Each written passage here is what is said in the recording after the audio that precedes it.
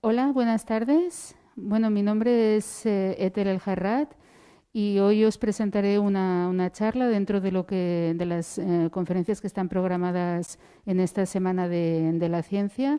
Y bueno, como este año el tema estrella que nos concierne a todos es el de la pandemia, pues entonces os daré una presentación en la que hablaremos de los daños colaterales de la COVID en lo que respecta a la contaminación por plásticos.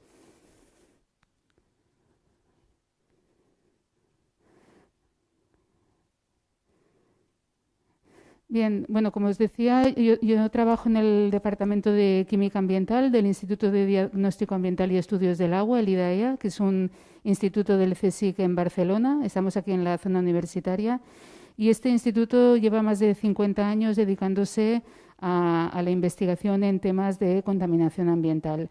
Los diferentes investigadores que trabajamos evaluamos todo tipo de contaminación en los diferentes compartimentos ambientales, ya sea agua, suelos, aire, incluyendo tanto lo que son contaminantes orgánicos como inorgánicos y evaluando su impacto en los ecosistemas, en los seres vivos y en última instancia en los seres humanos.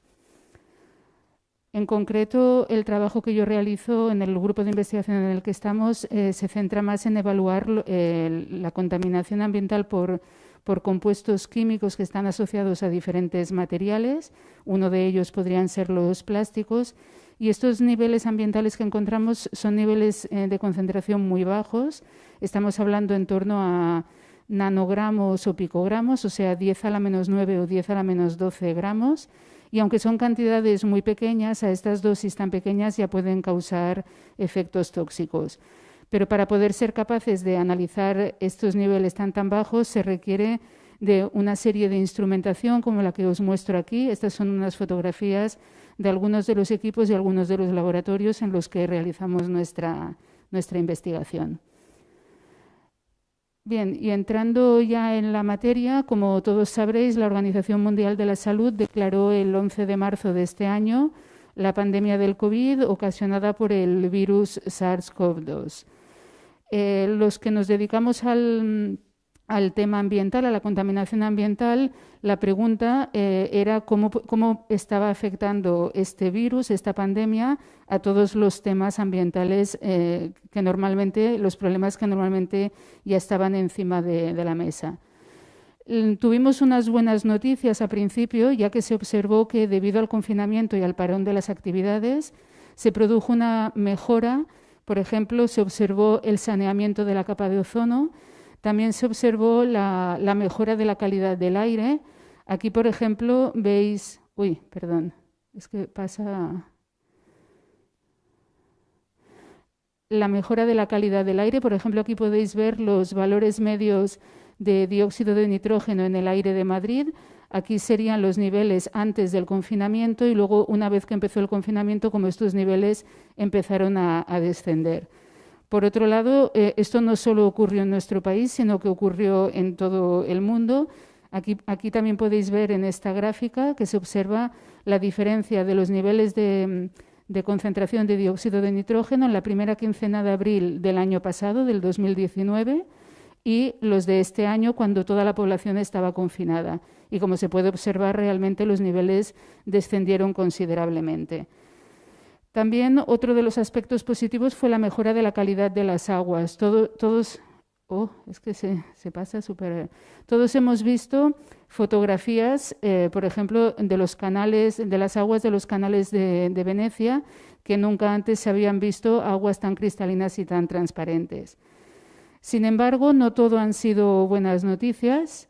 Y en lo que respecta a toda la problemática de la contaminación por plásticos, la pandemia nos ha hecho retroceder en la situación, ya que se ha producido un incremento considerable del uso de material plástico.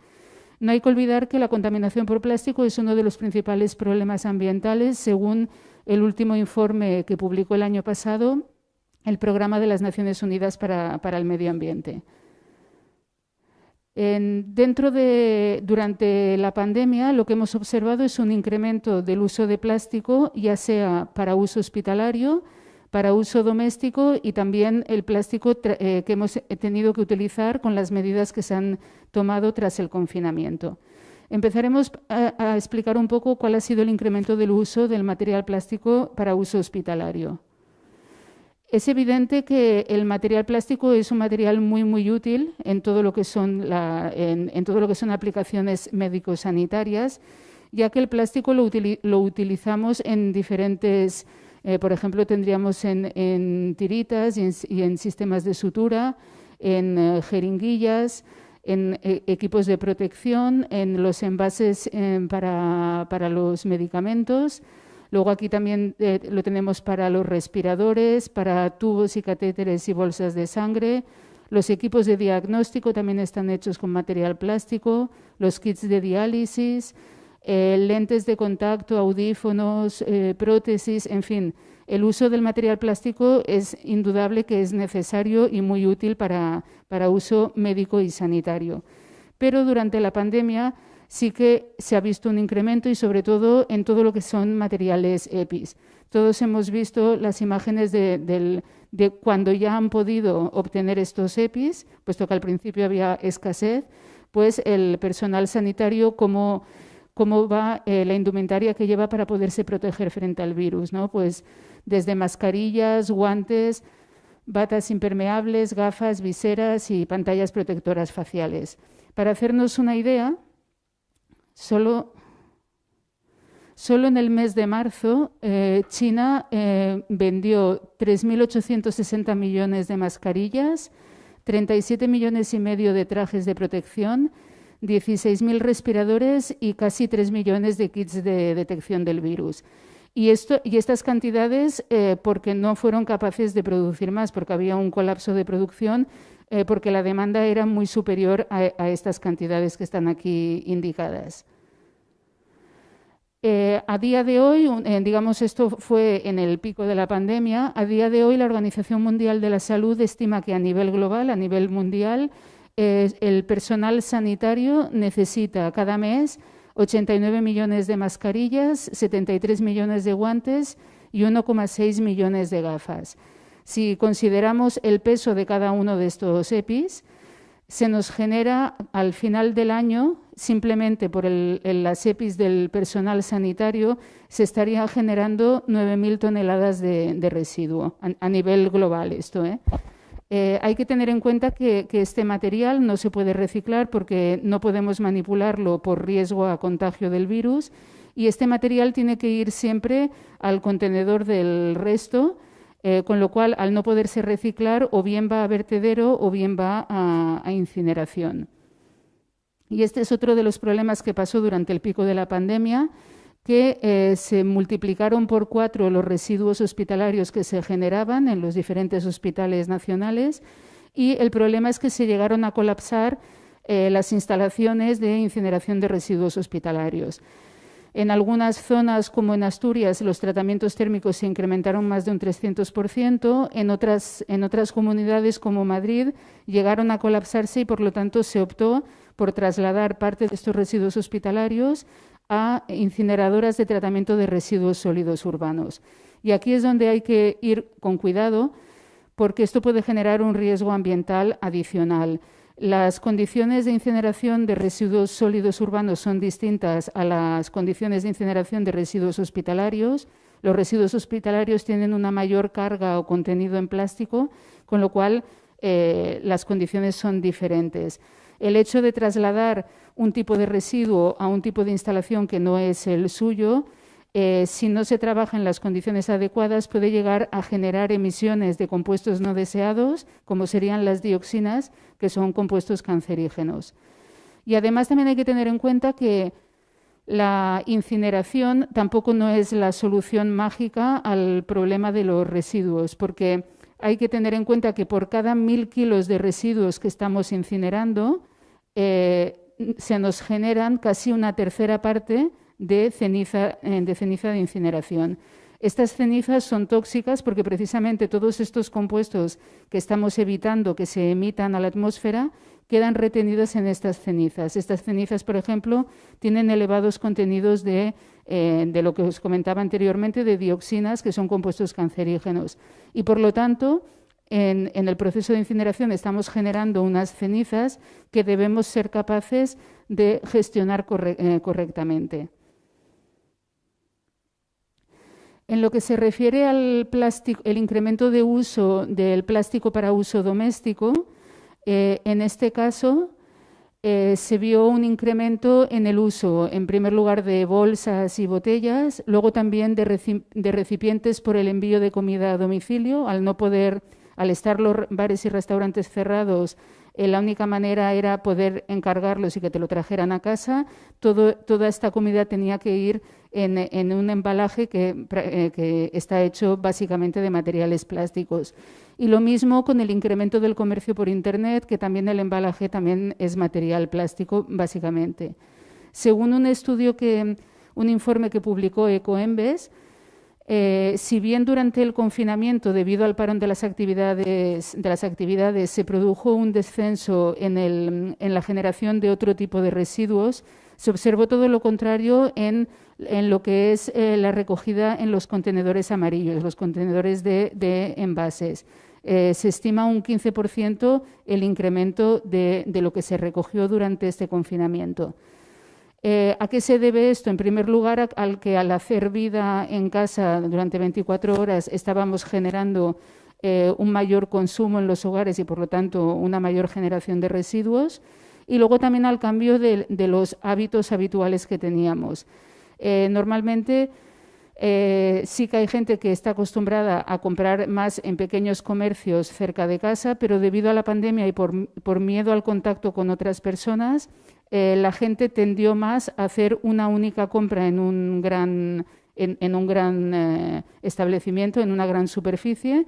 Allí, digamos, te desplazas a un único sitio y compras todo de golpe.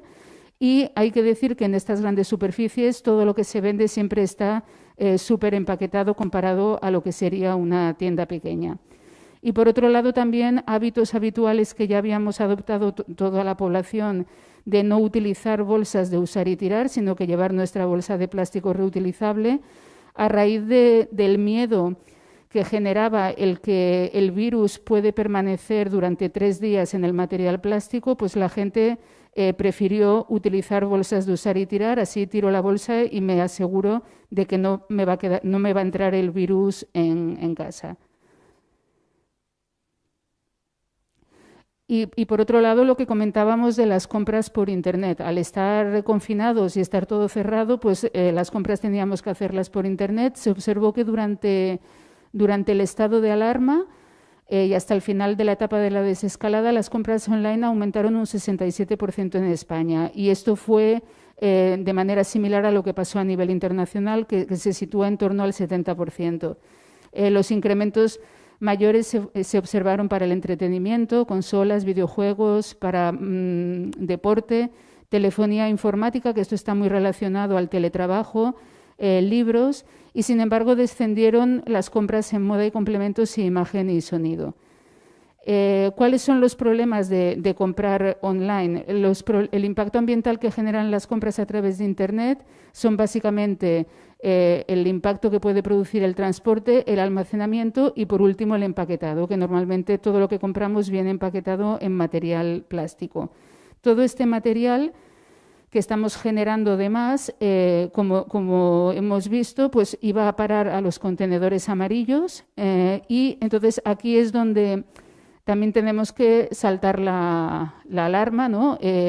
Nos puede parecer que, bueno, pues yo utilizo más material plástico, pero como voy y lo lanzo, lo tiro al contenedor amarillo, allí se soluciona el problema porque eso se va a reciclar y ya no me va, y digamos ambientalmente ya habremos solucionado el problema de ese residuo.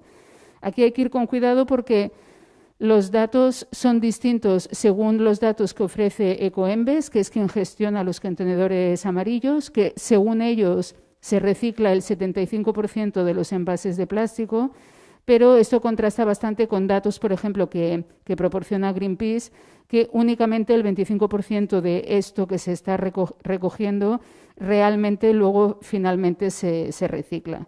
Por lo tanto, no basta con decir yo utilizo mucho plástico porque luego lo voy a tirar al contenedor amarillo y allí se va a reciclar y problema resuelto. Y por último, el incremento del uso de plástico una vez que finalizó el confinamiento. Os quería poner estas imágenes porque estas son de las que chocan en el sentido de que es uso de material plástico inútil, que podríamos decir, o totalmente innecesario. Son imágenes de estadios o bien en platós, que como no podía haber presencia de público porque estaba prohibido, a mucha gente se le ocurrió la genial idea de poner muñecos de plástico para simular que había público tanto en los estadios como en los platós de televisión. O bien en los realities, para poder abrazarse o tener contacto, pues se idearon este tipo de mamparas con material plástico que son de un solo uso y que luego todo este material es material plástico que va directamente a residuo. Pero quitando este tipo de material que evidentemente deberíamos evitar y reducir al 0%, luego hay otro tipo de material que sí que es más útil de cara a lo que sería la propagación de la pandemia.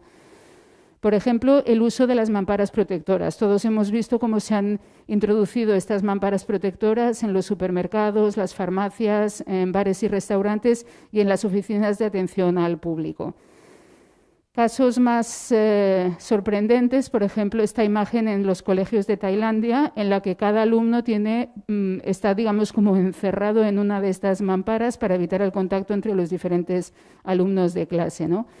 ¿Cuál es el problema? Que estas mamparas están fabricadas de metacrilato, que no deja de ser material plástico, y su vida útil en realidad gira en torno a los 10 años, pero evidentemente cuando haya una solución a la pandemia, si de aquí a 1 año o 2 años o el tiempo que haga falta está ya toda la población vacunada, este material se retirará porque ya no necesitaremos tener esta separación entre nosotros y será necesario realizar una correcta gestión de todo este residuo que se va a generar. Por suerte, estas mamparas de metacrilato sí que son reciclables y entonces lo que se trataría es de que las administraciones realizaran una buena gestión de la recogida y reciclaje de este material en el momento en el que ya no sea necesario su uso.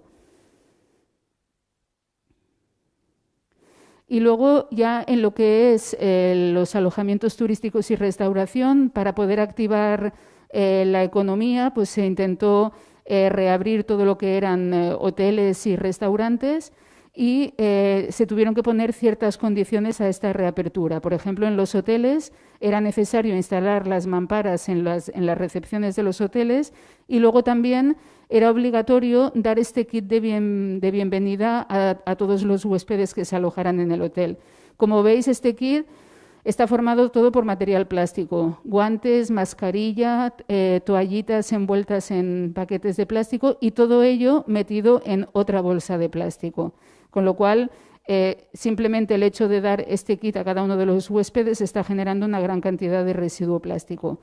O si no, ya en el tema de la restauración, para evitar el contacto, que todos toquemos una misma botella de aceite, por ejemplo, pues ahora lo que dan cuando vas a un restaurante son las monodosis, con lo cual también tenemos más material plástico de usar y tirar. Y por último, evidentemente, pues se ha hecho un incremento del uso de material plástico en lo que se refiere a las mascarillas. Se estima que cada mes a nivel mundial se utilizan la población, quitando lo que hemos visto del material de protección para el personal sanitario, lo que sería la población normal, estaríamos utilizando cada mes 129 millones de mascarillas, 65.000 millones de guantes y esto, teniendo en cuenta el peso de cada uno de estos materiales, estaríamos generando 9 millones de toneladas al año. Además, para que tengamos una idea de lo que supone el uso de mascarillas y guantes por la población, si esto lo comparamos con la producción mundial de plástico, la producción mundial de plástico ha ido incrementándose a lo largo de los años y en el año 2018 se situaba en 350 millones de toneladas. El simple uso de mascarillas y guantes estaría haciendo que esta producción mundial subiera en torno a un 2,5%, cuando en teoría, por la problemática de la contaminación por plásticos, el objetivo es evitar que esta curva siga creciendo y lo ideal sería que la producción de plástico disminuyera con los años.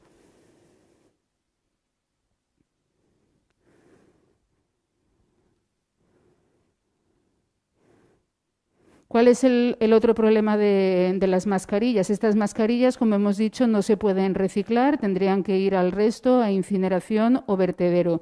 Pero luego también hay los malos hábitos de la población. Se estima que cada mes llegan al medio unos 10 millones de mascarillas por su mala gestión. Todos hemos visto ya imágenes de mascarillas que podemos encontrar tanto en el medio acuático como en el medio terrestre. Y no hay que olvidar que una mascarilla tarda entre 300 y 400 años en degradarse por completo. Así pues, lo que se ha observado es un incremento en la producción, pero aparte también un paso atrás en las políticas y en la concienciación que había de la población sobre la problemática de este plástico.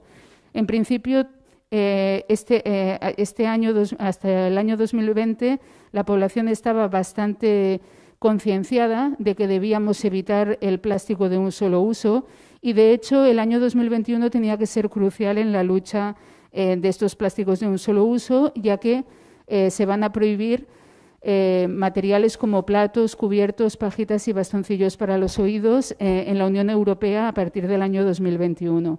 Además, también España se ha sumado al Pacto Europeo de los Plásticos, cuyo objetivo es acelerar la transición hacia la economía circular y esto se llevará a cabo eliminando residuos plásticos del medio ambiente, reduciendo el uso innecesario y innovando en reutilización y reciclado del material. Pero ¿qué ha pasado? Que debido a la aparición de la pandemia y por temas también económicos, con la pandemia se produjo un descenso considerable del precio del petróleo, con lo cual la fabricación de plástico cada vez es más barata. De hecho, aquí incluso hay un problema de que con estos precios más bajos es hasta más económico utilizar plástico virgen y nuevo que no plástico reciclado. Y, por otro lado, está toda la presión que ciertos parlamentarios europeos y algunos de los lobbies industriales, como los transformadores de plásticos, están realizando para intentar que se relajen los estándares medioambientales y conseguir retrasos en estas directivas de prohibición de material plástico de un solo uso. Todo eso achacándolo a mejoras de la recuperación económica a raíz de la crisis que nos ha generado esta pandemia. Pero bueno, ahora una vez visto cuál es cómo ha sido el incremento de la producción de material plástico durante el confinamiento y tras él, durante todo este proceso de esta pandemia, también tendríamos que preguntarnos, bueno, pero ¿por qué es tan problemático este plástico? ¿Cuál es el problema ambiental realmente que nos genera el plástico? Básicamente, el problema del plástico, en primer lugar, es que tarda muchísimo en degradarse. Aquí, por ejemplo, tenéis algunos datos. Por ejemplo, una botella de plástico tardaría 500 años en degradarse, un vaso tardaría unos 70 años, una bolsa 55, unos pañales, por ejemplo, tardarían 450 años, las anillas que hay para coger los packs de latas tardarían también 400 años. O sea, yo creo que si cada uno de nosotros fuera consciente de que cuando tira una botella de plástico a la basura supiera que tienen que pasar 500 años para que se degrade, quizás nos lo pensaríamos dos veces antes de utilizar este material. Y por otro lado, el otro problema es lo que os comentaba antes, el incremento exponencial de la producción de plástico. O sea, el plástico es un material que se empezó a producir en los años 50, pero su producción mundial ha ido creciendo de forma exponencial. En los últimos 15 años se ha duplicado la producción de plásticos y si no se toman medidas, pues se espera que para el año 2050 estemos por encima de los 1.000 millones de toneladas de producción de plástico, que ese material luego generará un residuo que tardará entre 400 y 500 años en degradarse. De hecho, Se estima que desde el año 50 que se empezó a producir el plástico hasta la actualidad se han producido más de 8.000 millones de toneladas y de estos 8.000 millones de toneladas que se han puesto en el mercado, digamos, a día de hoy más de 6 millones de toneladas son ya un residuo, ya es material que no se utiliza, que es un residuo. Y de estos 6 millones de toneladas, únicamente se han reciclado el 9%, el 12% se ha incinerado y el 79-80% está repartido entre vertederos y entre nuestros ecosistemas, tanto terrestres como acuáticos. De todo el material plástico que se genera, hemos visto que hay algunas utilidades que son muy importantes y básicas, como todo lo que hemos explicado de material para uso médico y hospitalario, pero también hay que ver que casi el 40% de lo que se utiliza para embalaje y suelen ser plásticos de un solo uso. Entonces, si fuéramos capaces de reducir este plástico de un solo uso, estaríamos reduciendo considerablemente el problema prácticamente a la mitad. Para que nos hagamos una idea, como promedio, cada español tira a la basura casi cada día una botella de plástico y una o dos bolsas de snacks, de patatas fritas o otro tipo de snack.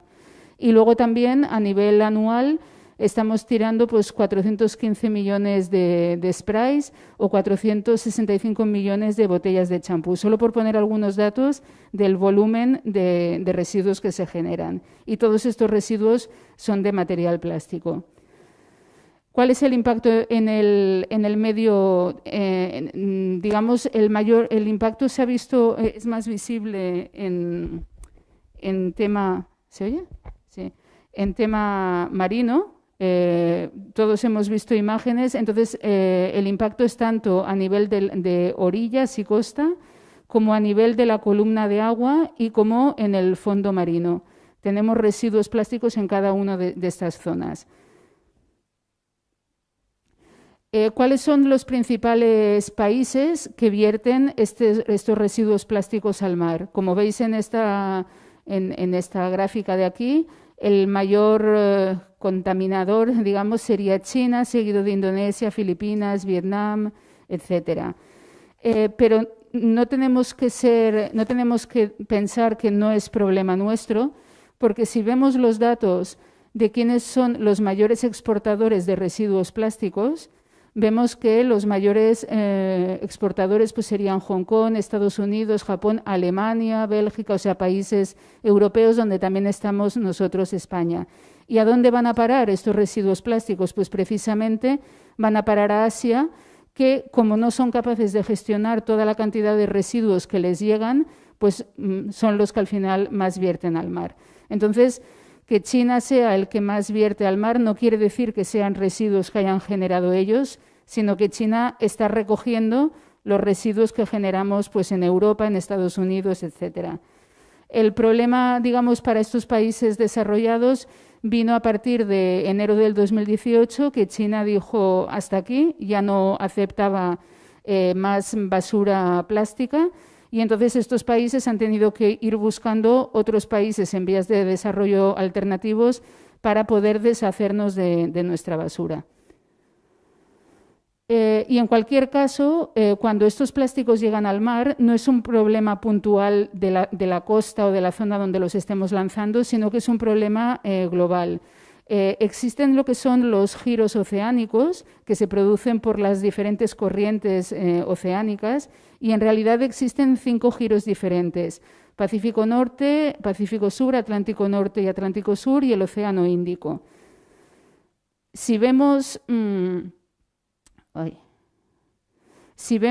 lo que se conocen como las islas de plástico, que se han ido formando en diferentes mares y océanos, vemos que las islas de plástico, que son estas que están marcadas aquí en amarillo, coinciden perfectamente con estos giros oceánicos. O sea, aquí estaríamos Pacífico Norte, Pacífico Sur, Atlántico Norte, Atlántico Sur y Océano Índico. Y tendríamos una sexta isla de plástico que sería en el mar Mediterráneo, que esta se forma porque el mar Mediterráneo es un mar cerrado que no intercambia sus aguas. Para que nos hagamos una idea de lo que son estas islas de plástico, esta que es la mayor de todos, la del Pacífico Norte, hay que pensar que el tamaño que tiene esta isla, esto sería la isla, esto sería Hawái y la costa norteamericana, y para que os hagáis una idea, el tamaño es equivalente al tamaño de España, Francia y Alemania juntas.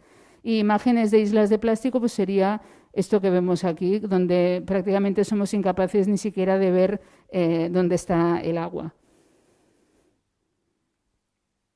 ¿Cuál es el impacto de todo este plástico que llega a los mares? Pues este plástico afecta a todos los seres vivos que viven en estos mares, ya sea bien por enredamientos, aquí vemos diferentes animales cómo quedan enredados por diferente material plástico y que les pueden provocar o bien amputaciones o bien muertes. Y luego también el problema de que estos animales pueden llegar a confundir este plástico con comida. Por ejemplo, el caso de las tortugas que confunden las bolsas de plástico con las medusas, que son su alimento básico, y que por lo tanto también llegan a morir. Por ejemplo, aquí vemos una ave acuática que apareció muerta y cuando se hizo la necropsia se pudo ver todos estos residuos plásticos que tenía en su estómago. Aquí podéis ver, por ejemplo, este es un mechero que está completamente entero en su estómago. Pero el problema del plástico no solo tiene lugar en el medio marino, que quizás es el que hemos visto todos más imágenes, sino también en el medio terrestre. Este impacto está menos estudiado, pero no por ello quiere decir que no exista. De hecho, se estima que la cantidad de plástico que llega al suelo es entre 4 y 23 veces superior que el que llegaría a mares y océanos. Por ejemplo, ¿cuál es una de las vías de llegada de residuos plásticos? Pues, por ejemplo, en todo el material invernadero, a medida que este material se va degradando, se va fragmentando y depositando en los suelos agrícolas, o bien cuando se utiliza lodos de depuradora como fertilizantes en los suelos agrícolas, estos lodos de depuradora retienen los microplásticos que lleva el agua a la entrada de las depuradoras y entonces una vez que estamos aplicando estos lodos contienen también residuos plásticos. Cuando hablamos de contaminación por plásticos tenemos que diferenciar bien entre lo que son los polímeros, que estos polímeros nos pueden generar su problema ambiental también, diferentes tipos de polímeros, pero para que este material se convierta en la red de pesca, en el material hospitalario o en una botella de agua, es necesario añadirle ciertos aditivos que son compuestos químicos, que cada uno de ellos tiene una aplicación diferente, ¿no? Por ejemplo, los plastificantes se añaden para proporcionar flexibilidad o dureza, los estabilizantes para mantener estable durante los procesos de fabricación del plástico, los retardantes de llama para evitar su flamabilidad. En fin, cada uno de estos compuestos se añaden por un motivo y en realidad existen más de 3.000 sustancias químicas distintas que se aplican a diferentes tipos de plástico y en función de su aplicación. Y de entre ellos, a día de hoy se sabe que al menos 60 de ellos están caracterizados como sustancias de alto riesgo para la salud. Entonces, cuando hablamos de contaminación por plástico, tenemos el problema de lo que puede provocar el polímero, pero también el problema de lo que pueden provocar todos estos aditivos químicos. Y luego también hay que tener en cuenta que el plástico, una vez que llega al medio ambiente, no se queda como tal, sino que se forman los microplásticos. Los microplásticos son pequeños trozos de plástico de un diámetro inferior a los 5 milímetros, y estos microplásticos pueden venir o bien de lo que se conoce como microplásticos primarios, que son los que se utilizan para diferentes actividades, o bien los secundarios, que son los que se van generando por la lenta y degradación de materiales plásticos más grandes. Para que hagáis una idea de dónde pueden aparecer estos microplásticos, por ejemplo, en los neumáticos de coche modernos, incluyen unos polímeros sintéticos para fortalecer su estructura interna. Y entonces, a medida que estamos desgastando estas ruedas, se están generando este tipo de microplásticos. O bien en los geles de ducha o en las cremas exfoliantes, pues también por cada ducha con un gel de microesferas se estarían generando 100.000 pequeñas bolitas o microplásticos. O bien, cada vez que ponemos una lavadora, se están generando en torno a 2.000 fibras de plástico cada vez que cada uno de nosotros pone una lavadora. Una vez que llegan estos microplásticos al mar, o bien llegan por ríos y lagos que desembocan en el mar, o bien porque llegan materiales plásticos más grandes que se van degradando y generando microplásticos, los seres vivos que viven en el mar los confunden y una vez que ingieren el agua, ingieren también estos microplásticos. Y estos microplásticos, una vez dentro del organismo de los seres humanos, de los seres vivos marinos, estarían desprendiendo los aditivos químicos que tienen asociados y estos aditivos químicos quedarían acumulados en los tejidos de los organismos y se irían biomagnificando a lo largo de las cadenas tróficas.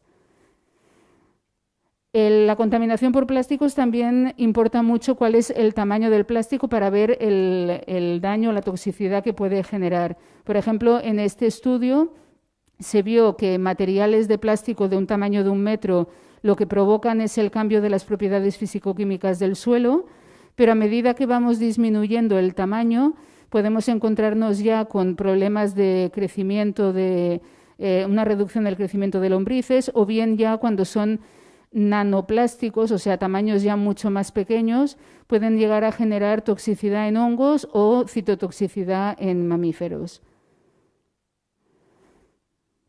¿Y cuál sería la exposición humana a estos microplásticos? Normalmente los seres humanos estamos expuestos a microplásticos básicamente por 2 vías, por la dieta, o sea, los alimentos que tomamos, y por el aire que respiramos. Prácticamente sería mitad el aporte de estos dos, y luego tendríamos también por el agua que bebemos. En estas estimaciones de aquí estaríamos viendo que cada año cada uno de nosotros estaría acumulando 125.000 microplásticos, siempre y cuando tuviéramos en cuenta que estamos tomando agua del grifo. Si en el estudio se incluía agua de botella en vez de agua de grifo, los niveles de micropartículas se incrementaban mucho más. Pero esto sería la situación habitual de la población general. Pero luego hay casos específicos. Por ejemplo, un reciente estudio ha mostrado la cantidad de microplásticos que se generarían al esterilizar los biberones de polipropileno. Y entonces aconsejan que no se preparen las fórmulas de leche dentro de estos biberones.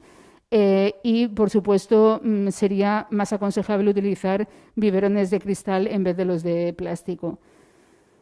Que estamos afectados por los microplásticos quedó en evidencia en un estudio del año 2019, del año pasado, en el que se analizaron muestras de heces humanos de diferentes países y en todos ellos se encontraron niveles de microplásticos.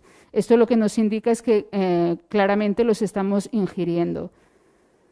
Y luego, en un estudio más reciente, presentado en un congreso de la Sociedad Americana de Química el pasado mes de agosto, encontraron por primera vez la presencia de plásticos en diferentes órganos como pulmones, hígado, bazo y riñones. Sin embargo, a día de hoy todavía no están claros cuáles son los efectos tóxicos que pueden llegar a causar estos microplásticos en la salud humana. Todo parece indicar que nos podrían estar afectando nuestro sistema inmunológico y nuestro sistema linfático.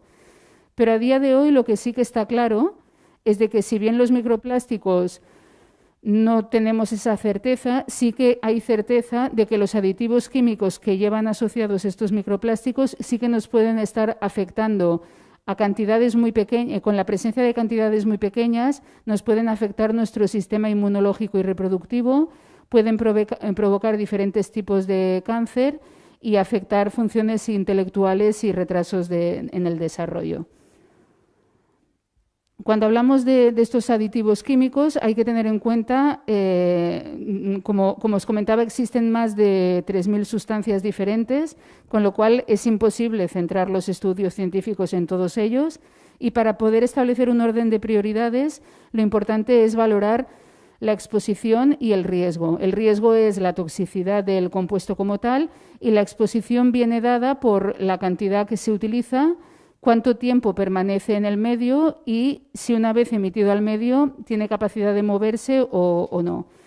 Por eso, dentro de de las diferentes sustancias, aditivos químicos que se utilizan en los plásticos que comentábamos antes, plastificantes, retardantes de llama, lubricantes, estabilizantes, etcétera, los estudios que realizamos se centran básicamente en plastificantes y retardantes de llama, puesto que estos pueden llegar a constituir entre un 10 y un 70% del peso final del material plástico, o los retardantes de llama entre un 3 y un 25% del peso final.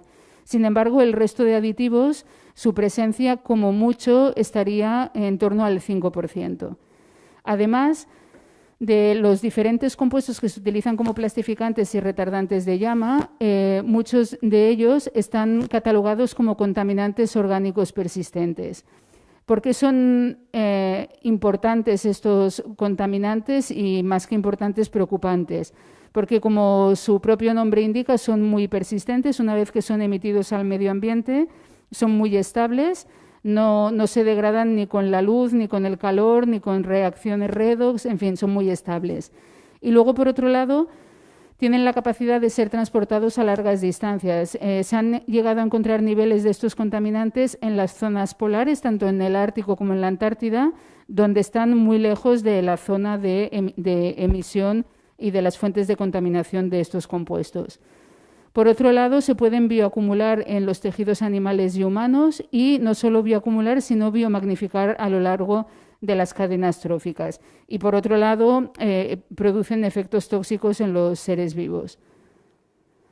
¿Qué quiere decir que se bioacumulan y biomagnifican estos contaminantes? La bioacumulación, queda aquí representada, es la capacidad que tiene un organismo de concentrar en sus tejidos una sustancia química. O sea, una vez que el contaminante entra en el organismo, no somos capaces de metabolizarlo, y entonces se nos queda acumulado. Y a medida que vamos creciendo, cada vez, como vamos estando expuestos continuamente a este contaminante, cada vez nuestros niveles de concentración que llevamos acumulados cada vez son mayores.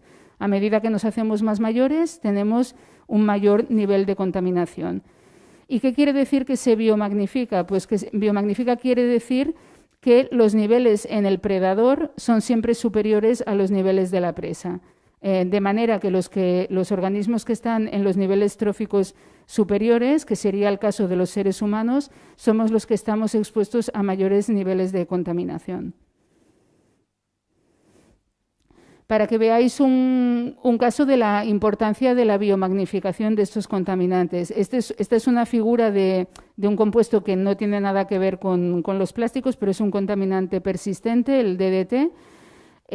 Los niveles de DDT en el ecosistema que se estudió eran niveles muy, muy bajos, de 10 a la menos 12, niveles de 10 a la menos 12, pero sin embargo, a medida que fuimos analizando, que en el estudio se analizaron zooplancton, peces pequeños, peces más grandes, hasta aves acuáticas, veíamos que el contaminante se iba biomagnificando, y de niveles de 10 a la menos 12, que podrían parecer despreciables porque son muy bajos, se llegaban a niveles de 10 a la menos 5 en las aves acuáticas. Y estos niveles de 10 a la menos 5 son niveles muy elevados para este tipo de compuestos, puesto que a estas concentraciones sí que presentan efectos tóxicos significativos. Para que veáis también cuál es el problema de estos compuestos. El problema es de que se tarda mucho tiempo en tener la evidencia de que son tóxicos y nocivos, y que puedan salir unas legislaciones que los prohíban. Este es un retardante de llama que se utiliza en material plástico, además de en otro tipo de materiales, que se prohibió en Europa en el año 2004 y luego en el año 2011 se prohibió a nivel internacional. Hicimos un estudio de los niveles de contaminación que encontrábamos de este contaminante en delfines de la costa catalana desde los años 90, cuando se aplicaban estos compuestos a cantidades muy elevadas, hasta la actualidad, cuando hace más de entre 10 y 15 años que ya no se utilizan. Sí que es cierto que los niveles han descendido considerablemente, pero a día de hoy todavía el 33% de los individuos que estudiamos presentarían niveles que estarían por encima del nivel de seguridad para que no tuvieran efectos tóxicos. ¿Esto qué quiere decir? Que 15 años después de haber prohibido un compuesto, todavía sigue causando un riesgo en el 33% de la población. ¿A qué se debe esto? En un primer lugar, a que son compuestos muy persistentes y que tardan mucho tiempo en degradarse, pero luego también al problema del reciclaje. En un estudio que realizamos en personal que reciclaba componentes electrónicos, estos componentes electrónicos llevan estos retardantes de llama y, de hecho, de todos los compuestos que se detectaron, los que presentaban niveles superiores eran de este retardante de llama. ¿Qué pasa? Que cuando estamos reciclando estos materiales, estamos volviendo a poner en el mercado materiales que llevan este compuesto. En los materiales nuevos ya no se añade porque está prohibido, pero cuando reciclamos los reintroducimos al medio ambiente. Y eso hace que los niveles de contaminación en el medio tarden muchos más años en descender. En el sentido que comentamos también del reciclaje, aquí comentaros, por ejemplo, los neumáticos. Los neumáticos se reciclan para formar lo que son los suelos de los parques infantiles o de los campos de atletismo, y en un estudio se evaluó los niveles que había en el neumático y los niveles que había luego en el material reciclado, y vemos que los niveles de contaminación son similares, con lo cual sí que estamos reciclando y sí que estamos eliminando un residuo, pero la contaminación química sigue estando intacta. Por lo tanto, esto sería una economía circular, pero con un círculo que podríamos llamar sucio. ¿Cuáles son, de toda esta problemática de plástico, cuáles son las medidas que deberíamos tener en cuenta para abordar este problema? En primer lugar, y ante todo, reducir el consumo de plástico. Como hemos dicho, el 40% del material plástico es de plástico de usar y tirar, y este es el mayor punto donde tenemos que tomar medidas, y ya no solo la concienciación ciudadana, sino medidas legislativas que obliguen a la prohibición de este tipo de uso de este tipo de material. Por otro lado, hay que desarrollar materiales alternativos al plástico actual que sean más reciclables y más biodegradables, que no tarden 300 o 500 años en degradarse. Desarrollar también aditivos químicos que sean menos contaminantes a los que actualmente se están utilizando. Y por último, no hay que olvidarse que a día de hoy hay más de 6.000 millones de toneladas de residuos plásticos esparcidas por todo el planeta, que tendríamos que encontrar, aunque no generáramos más residuos y tuviéramos el problema resuelto, esos residuos que existen todavía están allí y hay que encontrar una manera de cómo gestionarlos. Y ya para acabar, y retomando el tema de la pandemia, os quería introducir lo que es lo que se denomina como plastisfera. Es un concepto en base a unos estudios que indican que los plásticos que están flotando en los ecosistemas funcionan como hábitats que colonizan rápidamente por microorganismos marinos y sirven como medio de transporte de patógenos. O sea, patógenos, es decir, virus y bacterias. Entonces, en la situación actual que estamos de pandemia por un virus, hay que tener cuidado en que estos residuos plásticos puedan en un futuro ser transportadores de otro tipo de virus o bacterias. Y bueno, con esto quería dar por finalizada la presentación, y a partir de ahora, si existe alguna pregunta, pues no hay preguntas. Vale, pues entonces